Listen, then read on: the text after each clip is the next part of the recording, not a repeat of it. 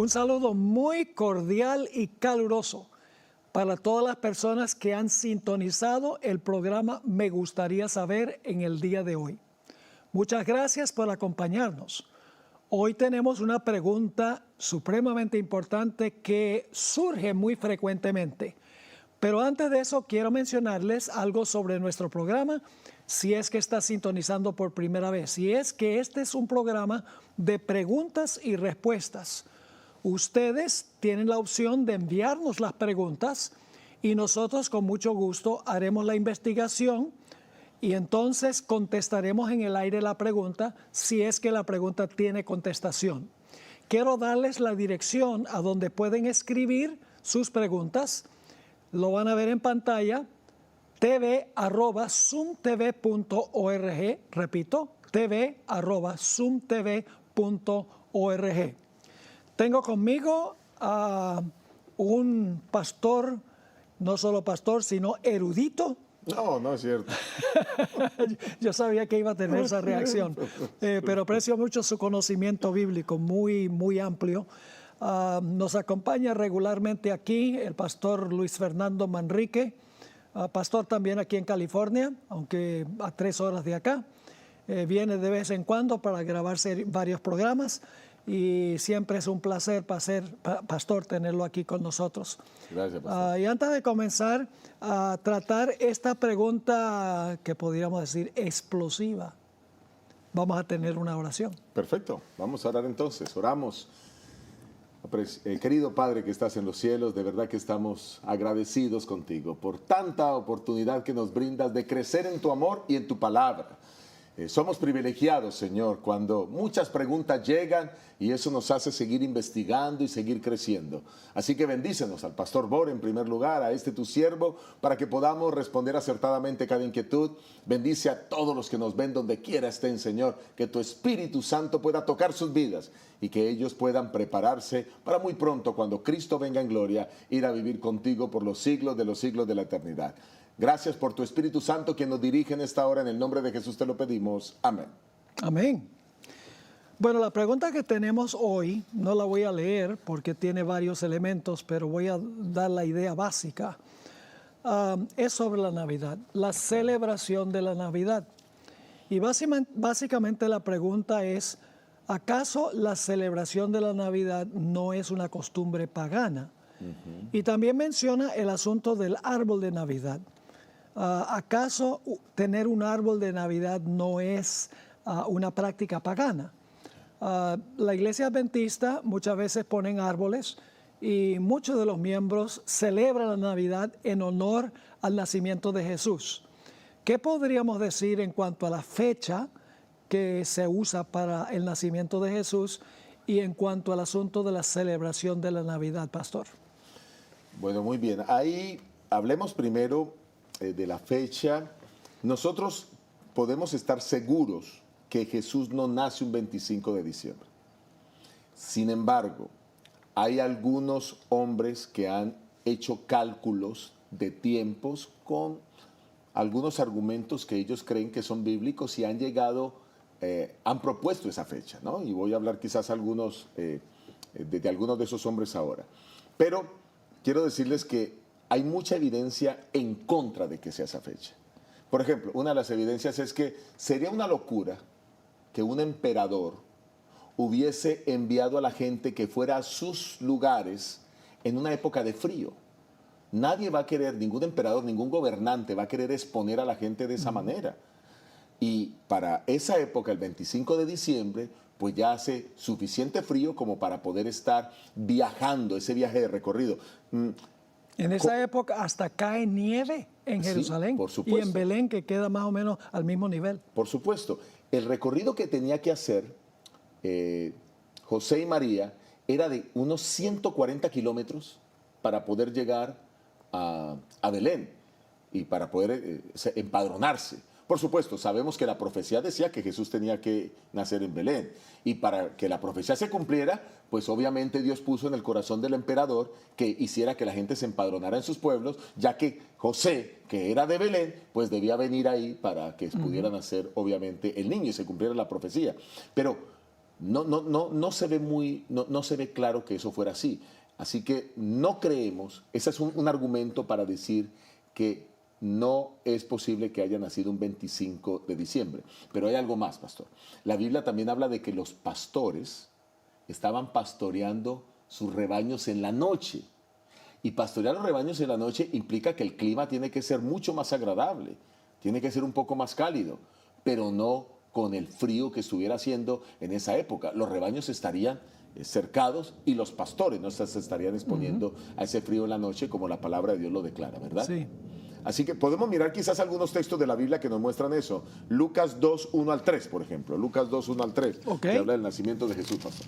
Vamos a leer Lucas 2, 1 al 3. Dice, aconteció en aquellos días que se promulgó un edicto de parte de Augusto César que todo el mundo fuese empadronado. Es como un censo. Un censo, sí. Este primer censo, ahora usa la palabra censo, se hizo siendo Cireneo gobernador de Siria. E iban todos para ser empadronados, cada uno a su ciudad. Muy bien. Y luego ahí dice que José subió desde Galilea, tuvo que venir a Belén, ¿verdad? Así que aquí ya está claro. No tiene mucho sentido que se haya hecho en tiempo frío. Y más adelante hablamos acerca de los pastores. Versículo 8. Versículo 8 dice, había pastores en la misma región que velaban y guardaban las vigilias de la noche sobre su rebaño. Así que estos dos argumentos nos dejan ver que es muy difícil que haya nacido Jesús un 25 de diciembre. Sin embargo, hay algunas cosas más. Por ejemplo, yo quisiera decir que esta persona, y aquí lo tengo, quiero compartirlo con ustedes, Hipólito de Roma, a inicio del siglo III, él supuso que Jesús fue concebido el 25 de marzo, dice la historia. Y entonces él establece la natividad de Juan el Bautista el 24 de junio. Y como Juan el Bautista y Jesús se llevaban 6 meses, por lo que dice el relato bíblico de Lucas, el capítulo 1, entonces él llega a la conclusión de que Jesús sí nació el 25 de diciembre. Pero estamos hablando del siglo III. Apenas se está comenzando a conjeturar el tema de la fecha. En otras palabras, la fecha llegó a ser fijada más por algunas ideas de algunas personas que porque realmente fuera la fecha en que nació Jesús. También recuerde, pastor, que por esa época se celebraba una fiesta que generalmente tomaba los días de diciembre. Era una fiesta judía que hoy se llama Hanukkah. Hoy, Festival de las Luces. Festival de las Luces. Hoy la celebran los judíos hasta el día de hoy, ¿verdad?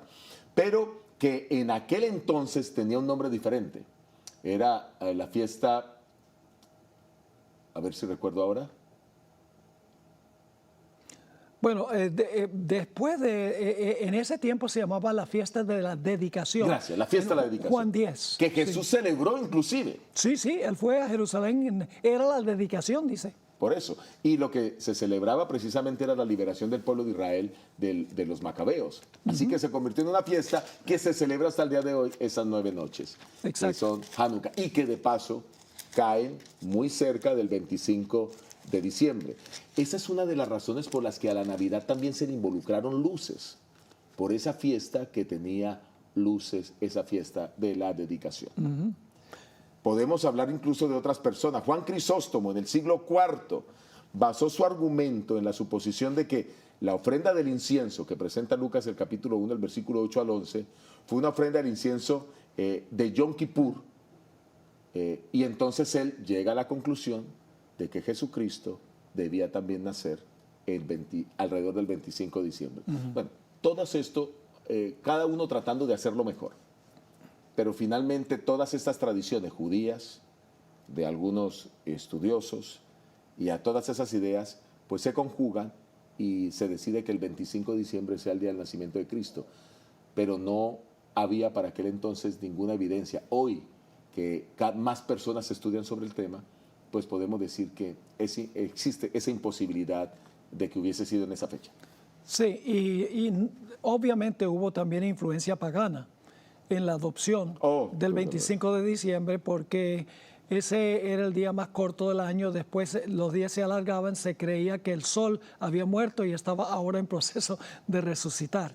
Así que no hay duda de que el 25 de diciembre también tuvo influencia pagana. Sí, allí se celebraba una fiesta que es la fiesta del famoso Sol Invictus.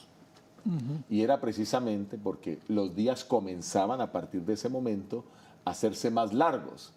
Y entonces esa fiesta, que es una fiesta romana, se celebraba desde el 25 de diciembre, perdón, sí, hasta el 25, del 21 de diciembre, perdón, hasta el 25 de diciembre, el Festival al Sol Invictus. Entonces ahora que finalmente el sol nuevamente volvía a radiar. Pero lo que quiero puntualizar es que esta fiesta no fue la única que estableció el hecho de que fuera el 25 de diciembre, sino que habían una mezcla de elementos, Sí. fiestas romanas, fiestas judías y algunos hombres que intentaron encontrar que esa podría ser una fecha, lo que finalmente crea un sincretismo, en donde en ese sincretismo también el paganismo permea y finalmente se establece el 25 de diciembre como la fecha para el nacimiento de Jesús. Ahora le voy a tirar, para usar terminología de béisbol, le voy a tirar una curva. Si Jesús no nació el 25 de diciembre, Sí. ¿por qué celebramos su nacimiento el 25 de diciembre? Bueno, porque no sabemos la fecha exacta en que Jesús nació y no debiéramos dejar pasar por alto un acontecimiento tan importante. Este acontecimiento nos da la oportunidad de predicarle a las personas acerca de la llegada del Mesías, de su primera venida para poder redimir a este mundo. Y aunque la mayoría de los seres humanos han acordado que es esa fecha, y nosotros creemos y sabemos que no fue esa fecha, pues nosotros aprovechamos la oportunidad para hablar de Cristo. No, es más, si no aprovechamos esa oportunidad, pues seríamos un poco ciegos, miopes, al no percibir cuánto beneficio podríamos traer a las personas a que conocieran a Cristo en ese momento. O sea que nosotros en esa época, digamos, tenemos conciertos, coros, tenemos predicaciones Dramatizaciones. alusivas a la encarnación, etcétera, porque la gente está en el ambiente en ese tiempo. Le puedo dar otro ejemplo, una analogía a eso. En Semana Santa en Latinoamérica, las iglesias adventistas, por lo menos en el tiempo que yo estuve allá enseñando teología, siempre durante toda la semana tienen una actividad evangelística especial. Predican sobre las 7 palabras de Jesús en la cruz, a pesar de que la Biblia no manda a guardar Semana Santa. ¿Por qué entonces nosotros los adventistas tenemos esa actividad especial en Semana Santa? La misma razón, la gente está dispuesta a escuchar de Jesús, porque estamos celebrando esas fechas religiosas. Así que esa disposición nosotros la capitalizamos para poder predicar el Evangelio. No es que estemos celebrando esa fecha, sino aprovechamos la oportunidad para ganar almas para Cristo. Y esa es la razón por la cual la hermana White dijo que sería bueno que los adventistas tuvieran reuniones los domingos en la noche, porque esa noche los demás iglesias protestantes tienen su culto. Entonces la gente está acostumbrada a ir al culto, así que aprovechamos para que ellos vengan al culto a la iglesia adventista el domingo en la noche. No es porque la hermana White cree que el domingo es el día de reposo, Desde luego, sino aprovechando que la gente está en ese ambiente y que ellos van a tener servicio en su iglesia y están más propensos a venir a una actividad domingo en la noche en la iglesia adventista. Claro que sí. El apóstol Pablo lo hacía en su momento estratégicamente, reuniéndose con algunos también el domingo, como el Nuevo Testamento lo narra. Y con aquellos que tenían la costumbre de ir el sábado, pues obviamente lo hacía el sábado. En otras palabras, es la manera como nosotros podemos aprovechar las oportunidades para predicar de Cristo. Cuando yo pastoreé la iglesia central de Fresno aquí, que estuve 20 años de pastor, eso nunca hubiera pasado en Latinoamérica, porque allá cambian los pastores cada 3 o 4 años, que me parece muy a menudo.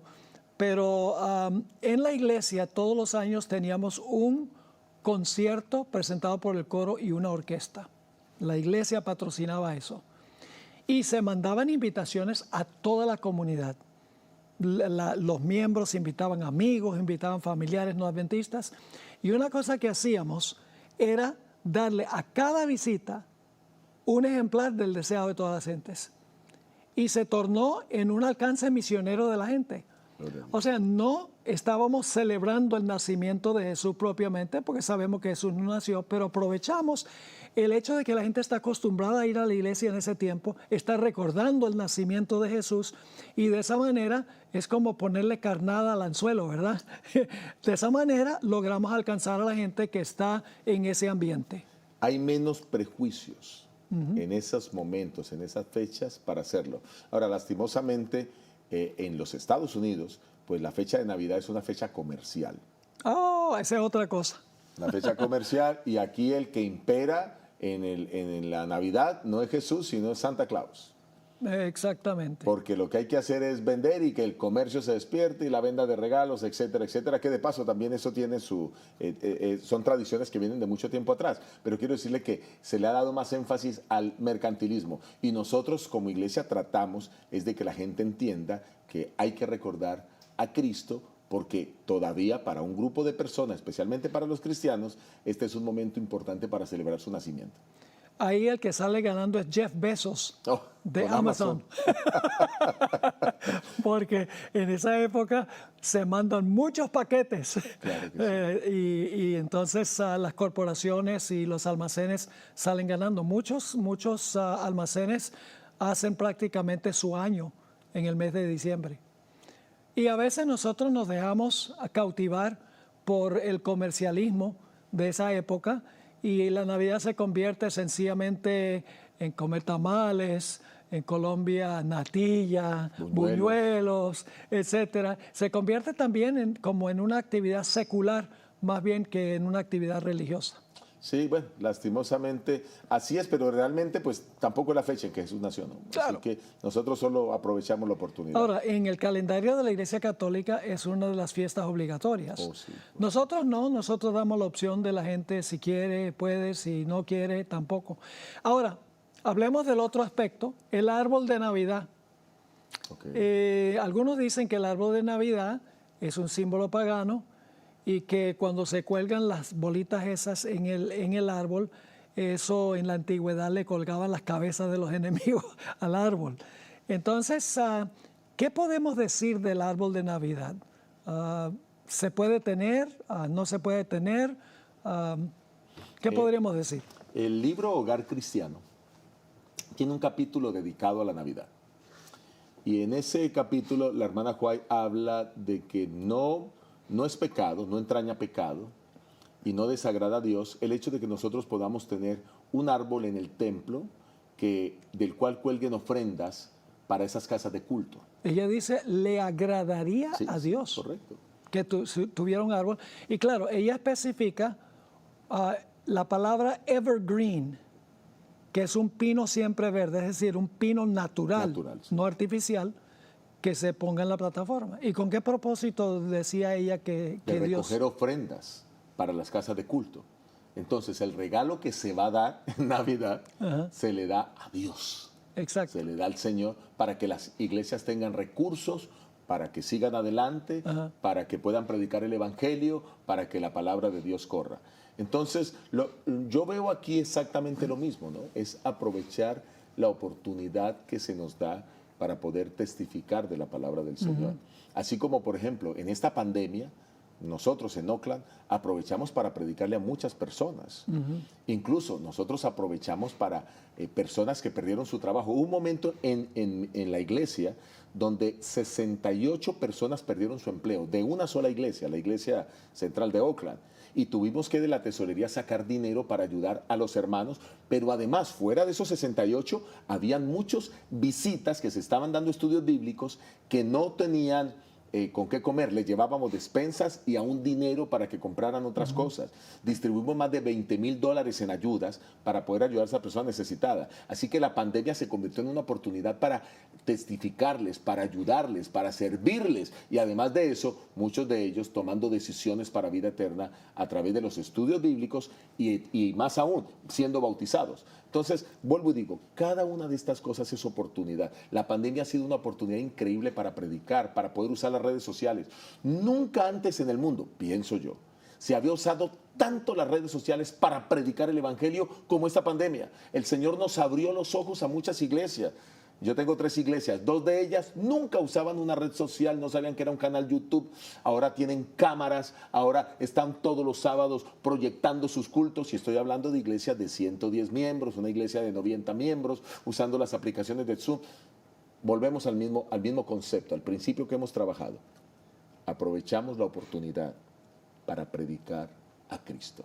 La hermana White dice, no se deben desaprovechar las fiestas de Navidad, las fechas de Navidad, perdón, y de Año Nuevo, porque esas son oportunidades para predicar.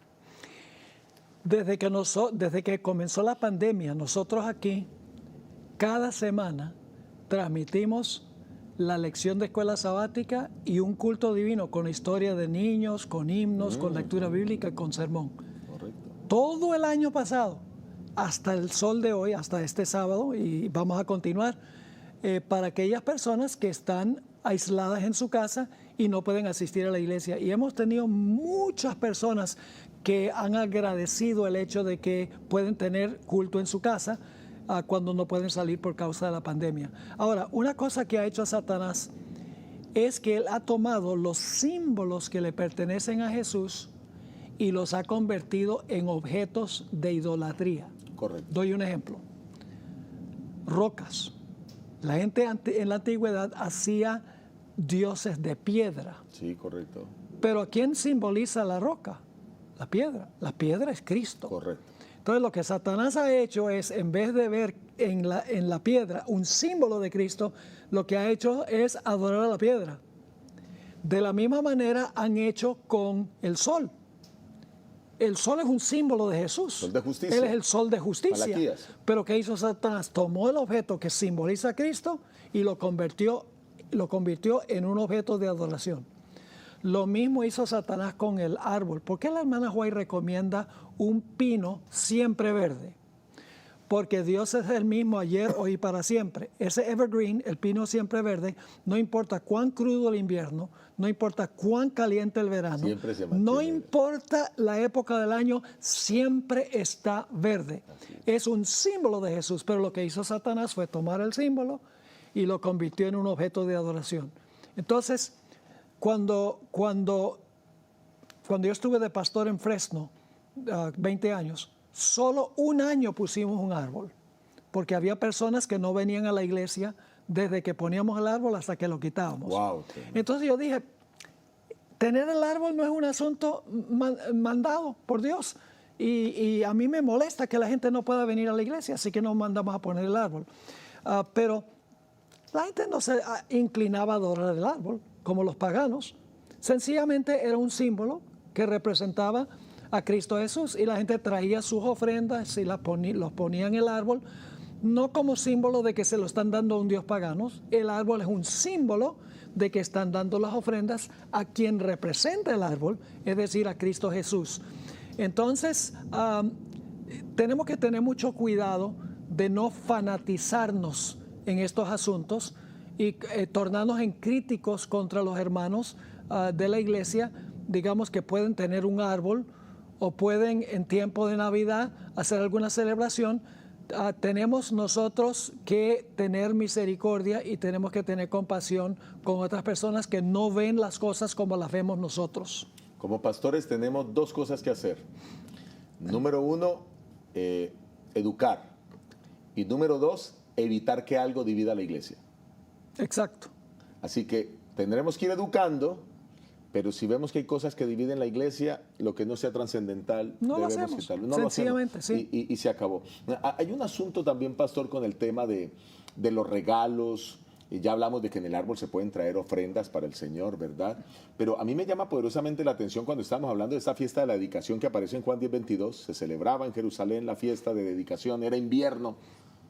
Para aclarar que esta fiesta... Sí, aquí puedo leer ese texto, lo tengo aquí. Juan 10, ok, adelante, pastor. Dice en Juan el capítulo 10 y el versículo 22. Sí. Celebrábase en Jerusalén la fiesta de la dedicación.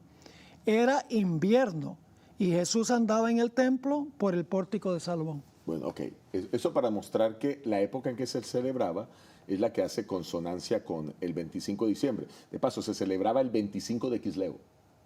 Era la fecha. Que no necesariamente es el 25 de diciembre en nuestro calendario. Porque el calendario judío es diferente a nuestro calendario. Pero solo para darle una idea que el número 25 ya está ahí. O sea, lo que quiero decir es que hay un sincretismo aquí para las cosas, porque algunos a veces cometemos el error de no analizar todo el contexto histórico y recibimos mucha desinformación por el WhatsApp y por estas cosas. Y hay personas que creen cualquier cosa que aparece ahí. Exacto. No podemos dejarnos guiar por eso. Debemos ir un poco más allá, mirar un poco más allá de lo que nos presenta. Ahora, esta fiesta de Hanukkah tiene elementos interesantes. Número uno, es una fiesta familiar. La fiesta de Hanukkah o la fiesta de dedicación. Número dos, los niños cantan canciones de Hanukkah.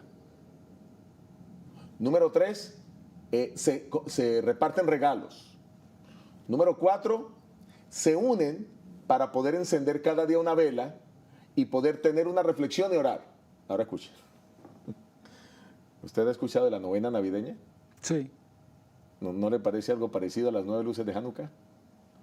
Sí, no estoy seguro si hay una conexión, pero tal vez es parecido. Tal vez es parecido. Y no solo eso, también aquí se cantan villancicos, aquí se cantan canciones de Hanukkah y aquí se cantan villancicos.